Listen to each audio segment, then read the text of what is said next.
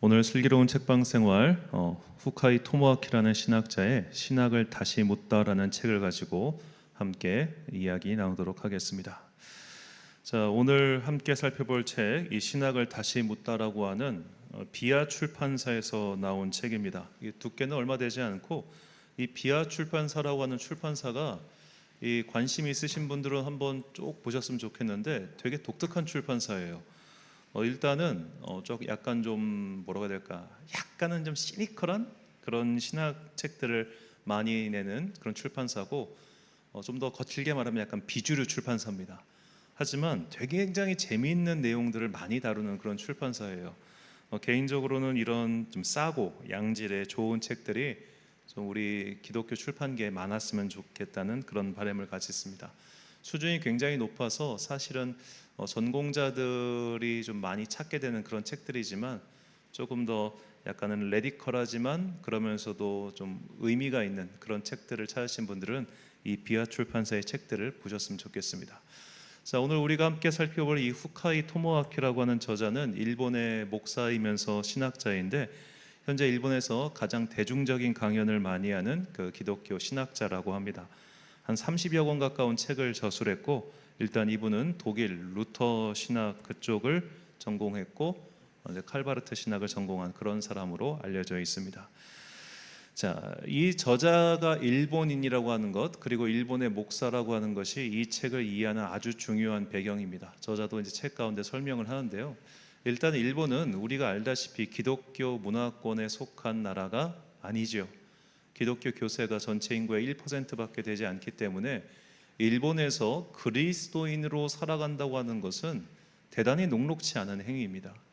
더구나 그리스도인을 넘어서 신학자로 산다고 하는 것은 마이너 중에 마이너로 산다는 것과 다름이 없겠죠. 그래서 저자는 이 신학의 전공자로서 묻고 있는 겁니다. 과연 이런 시대 속에서 신학이라고 하는 학문은 효용성이 있는가? 존재 가치가 있는가? 그런 굉장히 근원적인 질문을 던지면서 기독교 역사 전반을 쭉 살펴봐요. 그래서 이 책은 일종의 교양, 굉장히 훌륭한 교양 서적이기도 합니다. 기독교 역사, 교회사를 연구하기 위한. 하지만 바꿔 말하면은 기독교 교회사에 대한 전반적인 배경 지식이 없으면 좀 읽고 이해하기 어려운 책이기도 해요. 이 저자가 먼저 신학이라고 하는 것에서 약간 바르트식으로 정리를 하면 신학의 의미는 다음과 같습니다. 신학을 한다는 것은 신학의 대상인 하나님과 하나님이 보여주시는 세계와 사건으로 들어가는 것이다. 신학을 한다는 것은 학문의 대상인 하나님 속으로 들어가는 것이다. 신학은 구체적으로 예수 그리스도의 구원 사건으로 들어가지 않으면 안 되며, 그래서 신학을 하는 이는 자신의 구원에 관한 증언으로서의 신학을 추구하게 된다. 자, 저자의 이 말은 사실 바르트 신학의 요체라고 할 수 있겠습니다. 예수 그리스도 복음의 증언으로서의 신학. 자, 여기서 복음과 증언이라는 표현이 중요합니다. 주님께서 나를 구원하신 거예요. 이건 이미 일어난 사건입니다. 이 사건을 증언하는 거예요. 다른 사람에게 설명해야 됩니다. 그런데 그 설명을 한다고 하는 것은 그 사람과 내가 서로 이해할 수 있는 언어와 사고 체계 속에서 교류가 일어나는 거잖아요. 마치 우리가 의사들끼리 하는 대화, 그 단어를 이해하지 못하기 때문에 우리가 의학 드라마를 보면 밑에 자막이 달려있고 설명이 나오는 것처럼, 증언을 한다고 하면은 서로 함께 합의할 수 있는 단어체계, 사고체계가 있어야 된다는 겁니다. 그래서 신학은 이 모든 것들을 포함하는 학문적 체계라는 거예요. 내가 믿는 사람이든 믿지 않는 사람이든 이 증언의 말을 이해할 수 있도록 하는 학문, 이것이 신학이다라는 겁니다. 하지만 근본적으로 이 증언, 즉 이 복음이라는 것이 들어가 있기 때문에 신학은 어쩔 수 없이 믿는 사람들끼리의 대화, 믿는 사람들끼리 통용될 수 있는 학문으로 국한될 수 있는 소지가 매우 분명하다는 거죠. 이것이 신학의 한계라고도 볼 수 있겠습니다. 저자는 여기서 이제 문제의식을 가지는 거예요. 그러니까 기독교 문화권에서 태동된 유럽이라든지 미국권 같은 경우는 그래도 많은 단어와 이름이나 지명 속에 이미 이런 기독교 문화가 풍성히 들어가 있지만, 비기독교 문화권인 예를 들어 한국이나 일본 같은 나라에서 이런 식의 대화가 쉽게 통하겠느냐 이거예요. 그런 문제의식 속에서 과연 신학은 이 현대 사회에 쓸모가 있느냐, 이거를 과거에서부터 지금까지 교회와 신학의 변천사를 통해서 쓸모가 있다라고 말하는 게 이 책의 목적이라는 겁니다. 저자의 결론 부분을 이제 잠시 잠깐 먼저 설명을 하면은, 신학은 눈에 보이지 않는 고도의 추상적인 세계를 취급하는 학문처럼 보이지만 실제로는 지극히 현실적인 정치나 사회에 영향력을 미치면서 인간의 행동을 구체적으로 규정해온 학문이며 오늘날에도 그런 역할을 수행하고 있다. 신학은 현실 문제에 대처하는 매우 탁월한 그리고 손쉽게 사용할 수 있는 좋은 학문적 도구다. 이게 저자의 결론이며, 사실 이 책은 이런 결론을 설명하기 위한 그런 도구다라고 볼 수 있겠습니다. 자, 이 책은 아까 말씀드렸던 것처럼 교회사 전반을 다루는 서적인데, 교회사와 이 신학사의 어떤 변천사, 이거를 거칠게, 정말 거칠게 크게 세 단계로 나눴고, 그 세 단계 속에서도 세부적인 단계를 나눴는데, 그걸 간단히 말씀드리면 다음과 같습니다. 먼저 초기 교회는, 이 초기 교회의 문제는 바로 예수 재림의 지연이었어요. 주님께서 오시겠다고 했는데 안 오시는 거예요. 그래서 이 당시의 신학적 고민이란 마지막 화의 마지막 순간에 이르기까지 삶의 방법, 즉 종말론적 사고 속에서 종말론을 살아가는 그리스도인들의 삶에 대해서 말하는 것이 초기 교회 신학의 문제, 어떻게 보면 화두였습니다. 그리고 중세 교회가 이르렀을 때는 이미 교회가 국가 기관화가 되었죠. 자, 이것을 간단히 좀 설명을 드리자면, 이제 로마 제국 중반기에서 후반기 넘어가면서 기독교가 국교가 됐잖아요.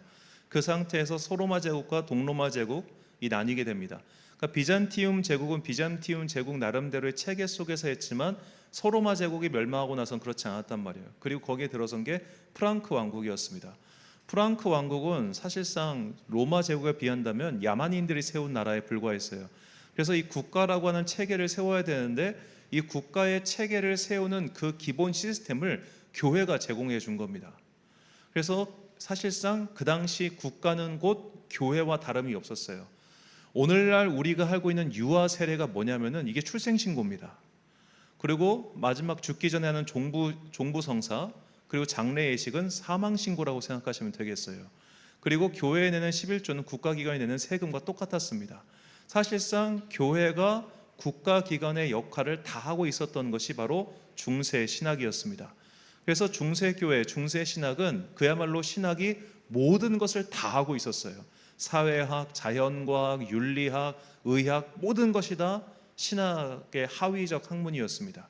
그러니까 신학이 학문의 여왕이라는 그때 별명이 나왔던 이유도 그런 것이었죠. 심지어 법학조차도 이 교회에 나오는 율법의 근거에서 나오는 학문이었기 때문에 모든 것이 다 교회로, 그리고 교회에 의해서 다스리고 있었던 시대가 바로 중세교회라고 할 수 있겠습니다. 자, 여기까지 내용이 이 책 1장부터 4장까지 나온 내용이고, 이제 비로소 5장부터 우리가 주목할 만한 내용들이 나옵니다. 바로 근대 이후 교회의 변천사죠. 여기에는 이제 크게 세 가지 사건이 있는데요. 첫 번째로 16세기 종교개혁 사건과, 그리고 17세기에 대두된 영국과 미국의 실용주의, 그리고 18세기 프랑스 혁명입니다. 먼저 종교개혁은 이제 개신교회가 비로소 시작됐기 때문에 이 당시의 화두는 가톨릭 교회와 대비되는 개신교의 정체성 형성에 목적을 두었습니다. 이 개신교의 정체성 형성에 가장 힘을 준 학자가 바로 장 깔뱅이죠. 그러니까 가톨릭 교회와 개신교의 가장 분명한 뚜렷한 차이가 뭘까요? 그것은 바로 민주주의입니다. 그러니까 개신교회는 교회의 지도자를 성도가 뽑아요. 이게 장로교의 기본 원리인데, 성도가 교회의 지도자를 선택하는 겁니다. 그러나 가톨릭 교회는 교회의 지도자가 이미 교황이라고 하는 절대적 존재가 있고, 나머지 밑에 대주교, 주교, 사제, 부제 이런 단계적인 게 있을 뿐이죠. 이거는 성도가 바꿀 수가 없어요. 즉 성도와 사제는 엄밀하게 신분과 직분이 구별되는 게 가톨릭 교회라면, 개신교회는 그것이 사라지고 모두가 다 제사장으로서의 각자의 역할만 다르다는 겁니다. 그래서 말씀을 전하는 장로가 있는 것이고, 말씀을 가르치는 교사가 있는 것이고, 일을 하는 집사가 있는 것이고, 이런 식으로 직분만 다를 뿐 신분상의 차이는 없다.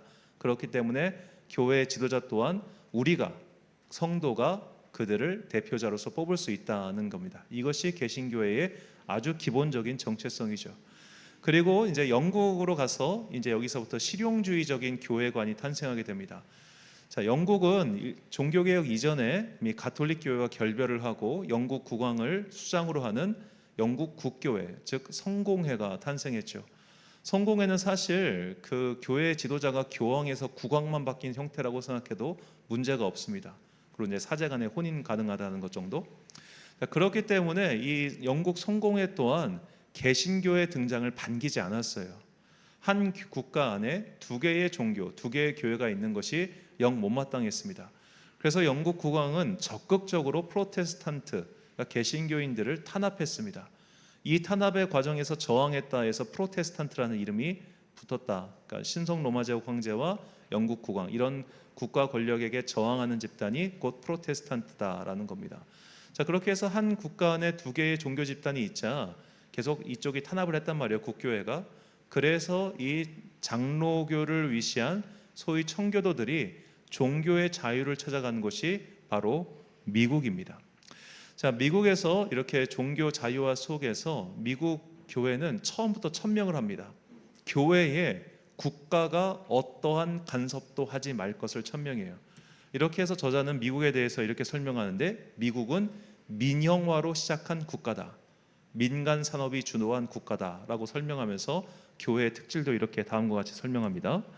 미국의 이러한 민영화, 시장화 가운데 그리스도교의 다양한 분파들은 전도라는 활동을 통해 미국 안에서 서로 경쟁했다. 시장 안에서 자신에게 가장 적절한 훈련과 예배를 제공해주는 교회와 목사를 찾는 것이다.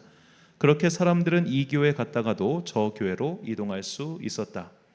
그러니까 그 이전까지 유럽에서는 한 마을에 한 교회만 있었습니다. 한 지역에 한 교회만 있어서 그 교회에서 요람에서부터 무덤까지 그냥 살았던 거예요.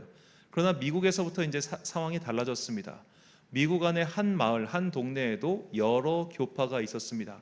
누구는 침례교, 누구는 장로교, 누구는 감리교를 선택할 수 있었죠. 각자의 취향에 따라서 선택할 수 있는 선택의 자유가 주어진 것이 바로 미국이라는 곳입니다. 이렇게 해서 종교는 또 다른 시장화의 산물이 되었습니다.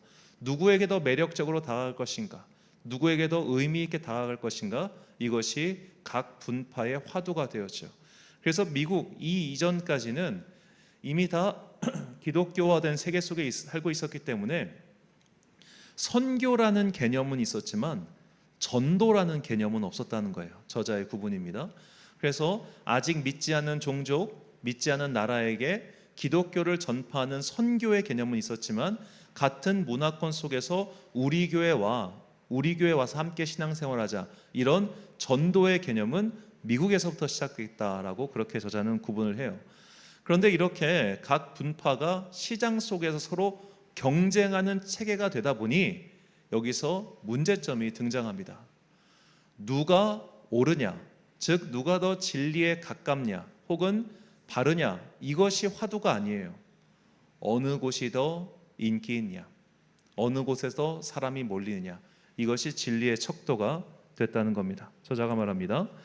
현대 신학은 개인의 신앙적 질문에 응답할 필요를 느끼며 이 응답의 과정에서 신학의 시장화가 일어난다. 신학이 하나의 상품으로 시장에 반입되고 상품화된 신학들이 시장 원리에 따라 자유롭게 유통되면 신학의 진리성 혹은 정토성은 거의 무의미해진다. 중요한 것은 신학이 도움이 되느냐 마느냐다. 소비자가 된 신자들과 교회는 인생이나 교회 운영에 도움이 되는 것만 찾는다. 좋은 신학은 현재 자신의 상황에 적절한 응답을 제시하는 사용 가능한 신학을 의미한다. 그 신학의 좋고 나쁨, 진리성을 결정하는 것은 교회나 교단의 지도자, 신학자들이 아니라 소비자, 즉 대중이 된다. 자, 이게 되게 오늘날 우리나라의 현실과도 똑같습니다. 왜냐하면 우리나라 교회는 기본적으로 미국 교회의 저는 하위 분류라고 생각해요. 똑같아요. 그래서 그들이 갖고 있는 문제의식이 결국 나중에 우리의 문제의식이 되는데, 자, 오늘날 그러니까 평생을 그리스도인으로 살았어도 각 교단별로 어떤 차이가 있는지, 뭐가 다른지를 설명할 수 있는 교인이 있습니까? 목사들도 잘 설명 못할 겁니다. 저도 장로교회 신학과 감리교회 신학과 성결교회의 신학과 순복음 교회의 신학을 딱딱딱 명확하게 구분해 달라고 말하면은 잘 못하겠어요. 왜냐하면 우리나라는 이 모든 게 다 너무나 섞여 있기 때문입니다. 대표적인 예를 들어서 우리가 연말마다 하는 송구영 신예배 있죠. 송구영 신예배는 원래 감리교회 예전입니다. 원래 그건 감리교회가 하던 거였어요. 그런데 감리교회 선교사님들이 와가지고 이 송구영 신예배를 드리니까 장로교회 목사들이 그거 좋아 보이는 거예요. 그래서 갖고 왔어요. 이렇게 우리는 서로 다 섞여 있습니다. 심지어 이건 사실 좋다면 좋은 건데 대한성서공회가 있고 한국찬송가 협의회가 있다 보니까 찬송가도 똑같은 거 써요. 성경도 똑같은 거 써요. 미국 가면 그렇지 않습니다. 교단별로 찬송가도 다르고 심지어 번역본도 다릅니다. 어떤 교단은 NIV 쓰고 어떤 교단은 ESV 쓰고 이렇게 다 다른데 우리는 다 똑같이 개역개정판 쓰고 다 똑같이 찬송가를 써요. 그러다 보니까 우리는 구분을 하지 못해요. 그럼 뭐가 기준점이 되느냐? 교인이 많냐 적으냐. 저 교회 교인이 많대. 오케이. 그럼 거기가 좋은 데네. 이렇게 생각한다는 겁니다. 그래서 이제는 교단도 중요하지 않고 교파도 중요하지 않고 역사도 중요하지 않고 심지어 그 목사가 말하는 것도 크게 중요하지 않아요. 중요한 것은 많은 사람이 거기를 가느냐 안 가느냐, 이게 중요하게 됐다는 겁니다. 단적인 예를 들어서 미국에서 유행했던 번영신학이라든지 모든 것이 잘 될 거예요, 행복신학 같은 것들이 과연 성경이 말하는 신학과 근접했느냐, 전혀 동의서에서 먼 것 같은 그런 이야기들이 있음에도 불구하고 사람들은 거기에 몰리고, 그래서 그 사람은 유명인사가 되고, 그래서 더 많은 사람들이 거기에 몰리는 그런 일들이 실제로 일어나고 있다는 거죠. 설교 내용 보면 한심하기 그지없습니다. 마지막에 선포합니다, 목사가. 여러분, 내년에는 여러분 더 좋은 차를 타게 될 겁니다. 실제로 여러분은 더 좋은 집에 들어가게 될 겁니다. 주님께서 이걸 여러분들에게 주실 겁니다. 믿으십시오. 이게 설교예요. 그런 교회에 몇천 명이 몰려들어요. 그 사람은 엄청나게 많은 인플루언서가 되고. 왜 그럴까요? 사람들이 그걸 원하니까. 그걸 원하는 것을 줬을 때 사람들이 오게 되고, 그럼 거기서 그 사람들은 평안함을 느끼고 위안을 얻고 그렇게 돌아간다는 겁니다. 이것이 현대 신학 혹은 현대 교회의 문제라는 것이죠. 이런 문제를 가속화시키는 또 다른 배경을 제공해 준 것이 바로 프랑스 혁명이라는 거예요. 자, 이 18세기 프랑스 혁명은 국가에게 사회적 역할을 넘기고 사람들의 윤리, 정신을 다루는 신학적 역할이 대두되었습니다. 이걸 조금 설명을 하자면, 이제 프랑스 혁명 당시에 이제 혁명 정부는 구체제를 앙시앙 레짐이라고 부르면서 모든 것들을 탄압하고 모든 것들을 없애기 시작했습니다. 그 중 하나가 바로 그 당시 프랑스를 있었던 가톨릭 교회죠. 이 프랑스 혁명 정부 당시 가톨릭 교회가 가지고 있었던 전답을 모두 몰수해 버립니다. 그리고 사람들의 삶 속에 녹아 있었던 가톨릭 교회 문화를 모두 부정하고 없애는 방법을 택하기 시작해요. 그 방법 중에 여러 가지가 있었는데, 첫 번째로 교회의 달력을 없애버렸습니다. 새로운 달력을 제정해가지고 더 이상 과거처럼 교회력에 따라서 사람들이 움직이는 습관을 없애려고 했어요. 두 번째로 주 7일을 없앴어요. 한 주는 7일이 아니라 한 주를 10일로 바꿔버립니다. 그러니까 십진법에 따라서 움직이겠다 해가지고 그렇게 달력을 바꾸고 주를 체계를 바꿔버려요. 그리고 장의사를 이제 국가가 운영하기 시작합니다. 이 장의사 제도가 참으로 독특한 것은, 이제 아까 말씀드렸던 것처럼 교회는 요람부터 무덤까지를 책임지는 게 과거의 제도였단 말이에요. 그러니까 장례 집전은 당연히 목사 혹은 사제가 하는 것이었는데 이것을 장의사에게 넘깁니다. 그러니까 교회가 하고 있던 모든 역할들, 사회적 역할들을 이제 국가가 흡수해가지고 국가가 대신하기 시작했던 것이죠. 그래서 교회 역할이 확 줄어들기 시작합니다. 그 다음부터 이제 교회가 할 수 있는 일들은 사람들의 삶에 실질적으로 간섭할 수 있는 것이 아니라 고작해야 그들의 마음에만 감석할 수 있는 일, 곧 심리학으로 그 역할이 축소되었다는 것이죠. 이것에 대해서 저자가 또 다음과 같이 말합니다. 종교는 부정하지 않되 교회라는 제도는 부정하는 것, 이것이 프랑스 혁명이고 그리스도교에서 일어난 사상적 변화다. 교회라는 제도를 부정하자 교회는 장소에서 인간의 마음으로 옮겨갔다. 신학은 사회 영역에서 개인의 영역으로 축소되었고 형이상학적 요소를 배제하며 종교 심리학이 되었다. 신학은 윤리학이 되었고 기독교 신학은 시민 윤리가 되었다. 자, 이렇게 프랑스 혁명 이후 신학에서는 크게 두 가지 갈래의 흐름이 나타나기 시작합니다. 과거의 전통을 계승하는 교회를 위한 신학과 이제 새로운 전통, 교회라고 하는 제도, 교회라고 하는 기관은 이것은 예수님의 복음을 담기 위한 바른 기관이 아니라 바울이라고 하는 한 종교인이 만들어낸 그런 세속적 기관에 불과하다.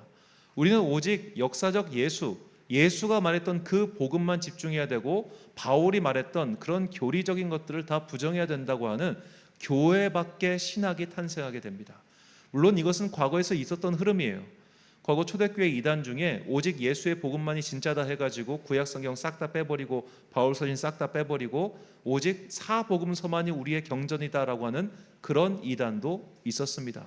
그러니까 이것이 모습을 바꿔서 새롭게 18세기부터 등장하기 시작한 것이죠. 그리고 이런 흐름은 지금도 계속되고 있습니다. 교회라고 하는 제도, 교회라고 하는 기관은 이거는 별로 필요가 없는 거야. 각 개인이 알아서 그리스도인으로서 신앙을 지키고 생활하면 돼. 이게 오늘날 가나안 신앙인들이 다들 하는 말입니다.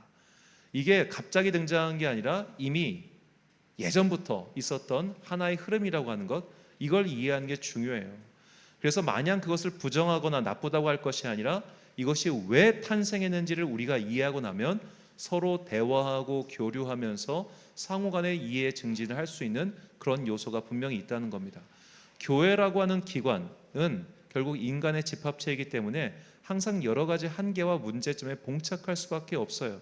그래서 교회 밖의 신학이 우리에게 가하는 그런 비판적 요소 또한 우리가 귀를 열고 들어야 될 가치가 있다는 겁니다. 그래서 저자가 이렇게 말을 해요. 교회 내부에 있는 사람들이 충분히 수긍할 수 있는 신학을 교회의 신학이 앞서 구축해야 한다. 교회에 다니는 사람들조차 관심을 두지 않는, 가슴 설레지 않는 신학이 누구에게 호소력을 갖겠는가? 신학은 역사나 사상에 관한 연구임과 동시에 현재와 미래의 사회 그리고 인간을 위해 필요한 연구다. 신학은 인간을 겸손하게 만들며 자신의 주장이 결코 진리의 전부가 아니라 일부임을 시인하게 만든다. 따라서 신학적 지성을 추구하면 우리는 더욱 자유로워지고 겸손해진다. 그래서 참된 의미의 대화를 가능케 한다. 자, 이것이 무슨 말이냐? 자, 이게 신학의 역사를 쭉 배우고 나면 정말 해 아래 새 것이 없다고, 당신이 말하는 것은 과거에 어떤 사람이 했던 말이고 이런 발언의 배경에는 이런 것들이 있는데 당신도 그 체계 속에 있군요 라고 하면서 다름을 인정하고 그 뿌리를 찾아가서 가면서 대화의 공통 요소를 찾을 수 있다는 겁니다. 즉 공부를 하면 사람은 겸손해질 수밖에 없다는 거예요. 공부를 많이 하면 많이 할수록 내가 더 잘난 척하고 고개를 바짝 쳐드는 것이 아니라 내가 알고 있는 것이 정말 적었구나 하면서 더 겸손해지게 만드는 것, 이것이 신학이 오늘날 필요한 이유라고 저자는 그렇게 설명합니다. 그리고 저자는 자신의 주장에 대한 성경적 근거를 다음과 같이 제시해요. 고린도전서 13장 12절 말씀 먼저 읽겠습니다. 우리가 지금은 얼굴로 보는 것 같이 희미하나 그때에는 얼굴과 얼굴을 대하여 볼 것이요 지금은 내가 부분적으로 하나 그때에는 주께서 나를 아신 것 같이 내가 온전히 알리라. 아멘. 자, 지금은 희미하고 지금은 내가 부분적으로 알고 있다. 즉 사도 바울은 겸손한 신학적 태도를 취했다는 겁니다. 내가 다 알고 있는 게 아니에요. 내가 다 옳은 게 아니에요. 내가 모르는 부분들이 있어요. 그런 부분에 대해서는 겸손하게 타인의 말을 경청할 준비가 되어 있게 만드는 게 바로 오늘날 신학의 태도이고 역할이라는 거죠. 이런 태도에 대해서 오늘 본문도 다시 한번 이야기합니다. 본문 12절 말씀. 내가 이미 얻었다 함도 아니요 온전히 이루었다 함도 아니라 오직 내가 그리스도 예수께 잡힌 바 된 그것을 잡으려고 달려가노라. 아멘. 자, 얻었지도 않고 온전히 이루어지도 않았다. 즉 아직 나는 미완의 상태이기 때문에 끊임없이 자기 완성을 향해서 달려가고 자기 완성을 위해서 자기 부인을 행하는 자들, 이런 사람들이 그리스도인이며 이런 사람들의 삶의 지성적인 태도가 곧 신학적 태도다라는 겁니다. 우리가 이것을 갖추고 있을 때 우리는 비로소 겸손하게 상대방의 말을 경청하며 그와 대화할 수 있는 기본이 갖춰진다는 거예요. 그래서 신학을 하면 할수록 우리는 다른 사람과의 대화가 용이해지고 신학적 지식이 일천하면 일천할수록 다른 사람의 말을 부정하고 거부하고 그저 배척하는 그런 양량한 사람들이 될 수밖에 없다는 겁니다. 따라서 오늘날 많은 사람들이 소위 말해 근본주의적인 태도를 가지고 다른 사람의 이야기를 배척하고 멀리하는 것은 결국 그만큼 지성이 부족하기 때문이다라는 거죠. 그래서 저자의 말처럼 신학은 근본적으로 대상을 겸손한 자세로 마주하는 법을 가르쳐주는 학문이다. 이것이 오늘날 신학이 필요한 이유다라고 저자가 결론적으로 내리는 겁니다. 저는 이 책을 읽으면서 오늘 설교의 제목 같은 그런 문제의식을 갖게 되었습니다. 저자는 오늘날 신학이 필요한 이유를 재고한다, 다시 묻는다라고 이 책의 제목을 정했는데, 저는 이 신학이라는 표현보다는 이것을 성경으로 바꾸면 어떨까라는 생각이 들었어요. 과연 성경은 오늘날 우리에게 필요한 책인가? 라는 질문 말입니다. 제가 생각하기에 신학의 목적, 신학의 이유는 다음과 같습니다. 이건 그냥 제 생각입니다. 신학은 성경을 이해하도록 도와주는 길라잡이다. 제가 생각하는 신학의 목적입니다. 성경을 더 잘 이해하기 위해서, 성경을 더 잘 알기 위해서 신학이 필요합니다. 저는 심지어 기도조차도 성경을 더 잘 알기 위해서 우리가 하는 믿음의 훈련이라고 생각해요. 자, 우리가 성경을 읽을 때 이해가 되지 않은 부분들이 반드시 나옵니다. 그때 그 구절을 붙잡고 기도하는 거죠. 하나님, 제가 이 말씀이 뭔지 이해를 못하겠어요. 이 말씀을 통해서 저에게 주시고자 하는 메시지가 무엇인지 모르겠어요. 글을 읽으면 글쓴이의 의도를 알아야 되는데 전 도저히 이 글쓴이의 의도를 모르겠어요. 하나님, 당신의 의도를 저에게 알려주세요. 저는 이게 기도라고 생각하고 저는 그렇게 기도를 하고 있습니다. 그래서 기도를 하면 할수록 성경을 더 풍성히 이해할 수 있게 되는 것이죠. 그래서 저는 이것이 다 신학의 목적이며 우리 신앙생활의 이유라고 생각합니다. 성경을 더 잘 알아가기 위한 믿음의 생활. 자, 그런데 선대인들에게 과연 성경은 어떤 의미이며 성경은 정말 우리의 현실에 쓸모가 있을까요? 성경을 많이 알면 부동산 지식이 활발해집니까? 성경을 많이 알면 주식 투자에 도움이 될까요? 성경을 많이 알면 아이들이 국어와 영어와 수학과 과학을 하는데 도움이 될까요? 그럴 수도 있고 아닐 수도 있습니다. 분명한 것은 오늘날 현대인들에게 성경을 많이 안다고 하는 것이 그렇게 매력적으로 다가오지 않는다는 것이죠. 저희가 유튜브 예배를 계속하면서 이제 한 가지 장점이 있다면 어떤 제목으로 이것을 올렸을 때 혹은 어떤 내용을 이야기할 때 사람들이 흥미를 가지냐 안 가지냐를 분명하게 알 수 있다는 겁니다. 제가 그동안 4년 이상 이 유튜브를 하면서 사람들이 많은 관심을 가지는 주제를 3가지를 뽑자면 다음과 같습니다. 사람들은 첫 번째로 은사체험에 관심이 많아요. 이런 류에 올리면 조회수가 한 2배 이상 올라갑니다. 두 번째로 사후세계, 죽고 난 이후의 세계에 대해서 관심이 많습니다. 그래서 천국과 지옥 이야기를 하면은 또 조회수가 확 올라갑니다. 마지막 3번째로 현실 세계에서의 쓸모에 대해서 이야기하면 또한 조회수가 확 올라갑니다. 자, 이 3가지는 그야말로 조회수 치트키 같은 겁니다. 자, 그렇다면 여기서 질문을 던져보고 싶습니다. 과연 성경은 신비한 은사체험, 그리고 죽음 이후의 세계에 대해서, 그리고 오늘날 현실 세계 쓸모에 대해서 이 3가지에 대해서 이야기하고 있을까요? 성경에 나온 수많은 이야기들 가운데 기적 이야기만 모아놔도 그 분량이 성경 전체에서 비하면 얼마 되지 않습니다. 의외로 우리는 기적 이야기를 많이 기억하고 있지만 성경은 전체 분량으로 봤을 때 기적 이야기가 많이 나오지 않습니다. 더구나 성령의 은사에 대한 이야기는 몇 장도 되지 않습니다. 그럼 천국과 지옥은 어떨까요? 천국과 지옥에 대한 이야기도 마찬가지입니다. 특히 천국에 대한 이야기는 요한계시록에 1장 정도밖에 되지 않습니다. 거의 나오지 않습니다. 그런데도 사람들은 내가 가봤네, 봤네, 체험했네, 어쩌고저쩌고 하면서 그런 류의 이야기를 많이 하려고 합니다. 왜냐하면 여기에 안 나오니까 알고 싶어하고 알고 싶어하는 것을 충족시켜주니까 사람들은 그쪽의 이야기에 자꾸만 관심을 기울이지만 성경은 그 이야기를 하지 않아요. 많은 사람들이 은사를 체험하고 싶어합니다. 이 은사를 체험하고 싶어하는 사람들의 심리는 아까 말씀드렸던 그 프랑스 혁명 이후 신학이 심리학, 종교 심리학으로 변한 것과 굉장히 밀접한 관련이 있습니다.